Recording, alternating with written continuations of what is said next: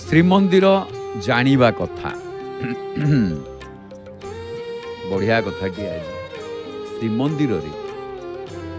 ଶ୍ରୀମନ୍ଦିର ଜାଣିବା କଥାରେ ମହାପ୍ରଭୁଙ୍କର 16 ଶାସନ କ'ଣ?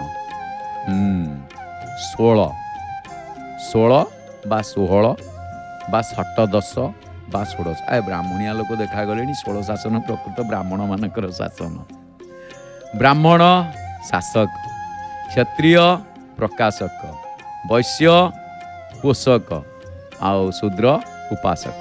ତେଣୁ ଏ ହିସାବରେ 16 ଶାସନ, ଯେଉଁ 16 ଶାସନର କଥା ଆସିଛି, ଇଏ 16 ଶାସନକୁ 16 କଥାରେ 16 କରଣ, 16 ଖଣ୍ଡିଆ ଆଉ 16 ଶାସନ ଭୋଗ, ଅର୍ଥ ଗଜପତି ମହାରାଜ ବସେଇଥିବା 16 ଗୋଟି ବ୍ରାହ୍ମଣ ଶାସନ ଗ୍ରାମକୁ 16 ଶାସନ କୁହାଯାଏ।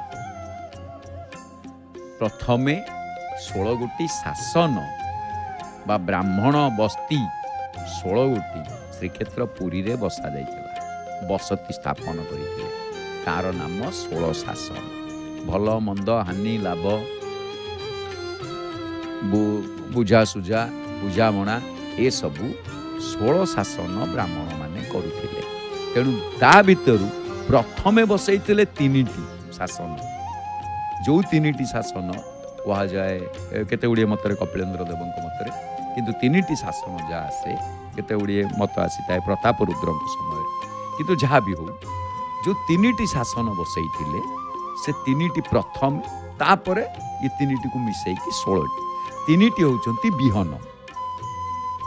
ବିହନ କ'ଣ ନା, ପ୍ରଥମତଃ ବ୍ରାହ୍ମଣ ଶାସନ, ଯାହା ବୀର ପ୍ରତାପପୁର, ହରେକୃଷ୍ଣପୁର ଆଉ ନରସିଂହପୁର, ଏ 3ଟି ଶାସନ। ତେଣୁ ଏ 3ଟି ଯାକ ଜାଗାରେ ଆପଣ ଦେଖିବେ ଶୀତଳ ଷଷ୍ଠୀ ବାଣ ମରା। ଜ୍ୟେଷ୍ଠ ମାସ ଶୀତଳ ଷଷ୍ଠୀ, ଶୁକ୍ଳ ଷଷ୍ଠୀ ଦେଖିବେ ବାଣ ମରା, ଶିବ ବିବାହ, ଶୀତଳ ଷଷ୍ଠୀ, ଆଉ ପ୍ରତ୍ୟେକ ଗ୍ରାମରେ ଶିବ ମନ୍ଦିର, ମହାପ୍ରଭୁଙ୍କ ମନ୍ଦିର।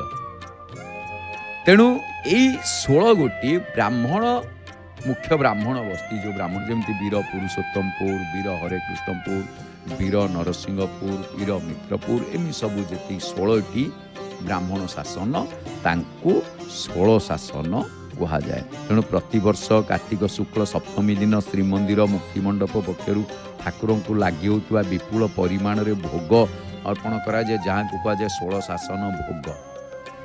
ଆଉ ଏ 16 ଶାସନରୁ ଏମାନେ ପ୍ରତ୍ୟେକ ସ୍ଥାନରୁ ଆପଣ ପାଇବେ କେଉଁଠି ଆଜ୍ଞା? 16 ଶାସନ ବ୍ରାହ୍ମଣଙ୍କର ଆମେ ଆଶୀର୍ବାଦ ନେବୁ, କୁଆଡ଼େ ଯିବା ଦରକାର ନାହିଁ। ମୁକ୍ତି ମଣ୍ଡପରେ ସବୁ ଶାସନରୁ ବ୍ରାହ୍ମଣମାନେ ଉପସ୍ଥିତ ଅଛନ୍ତି।